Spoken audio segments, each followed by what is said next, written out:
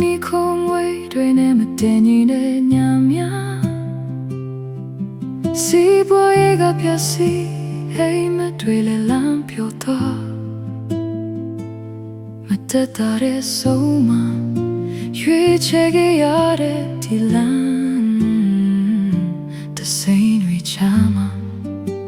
ကိုလည်းတစိမ့်ဖြစ်လို့ချမ်းသာတဲ့နိုင်ငံသားတွေရောက်တာဖြစ်ခဲ့